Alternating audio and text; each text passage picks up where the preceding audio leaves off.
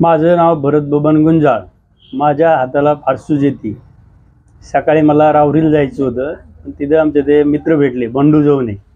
ते म्हणले आमचे पाहुणे आहेत देऊला, तर तिथं जा एक बार, म्हणून मी इथं आलो, मोठ्या आशेने आलो। माझा हात 2 वर्षापासून अशी सूज येते। फार दवाखाने केले मी, काही फरक नाही पडला। तर 2 वर्षापासून मला हे त्रास आहे हाताचा।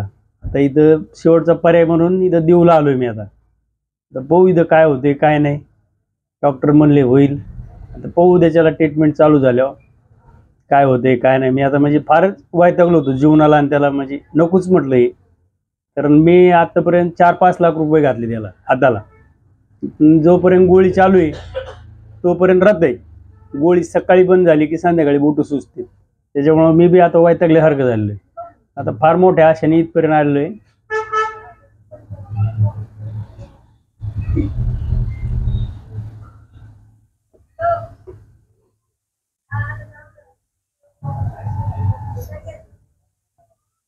तुमचं नाव काय म्हटलं? भरत बबन गुंजाळ, गाव कुठलं?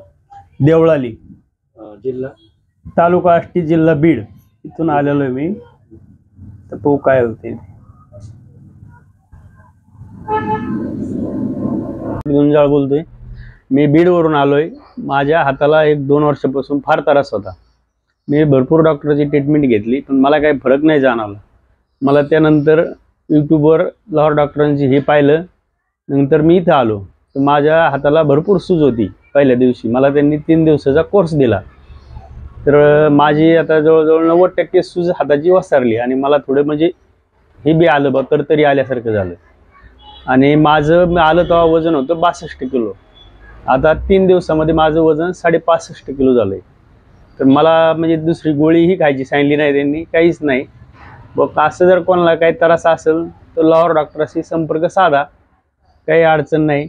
मला त्यांनी फार म्हणजे हे दिलं बघ, त्यांनी काही कुठं जाऊ नका, काय नका, गोळ्या काही खाऊ नका कुठल्या, याच्यावर परत तुम्हाला काही त्रास होणार नाही, काय नाही काय नाही असं त्यांनी सांगितलं मला। तर मी बीडवरून आलेलो आहे। कोणाला असं त्रास असेल तर त्यांनी लाहोर डॉक्टरशी संपर्क साधा। आणि मला त्यांनी पथ्य पाळायला सांगितले, काही सायकल चालायची, थोडं पाणी प्यायचं, एवढं सांगितलं। बाकी काही नाही, काही खा काही करा।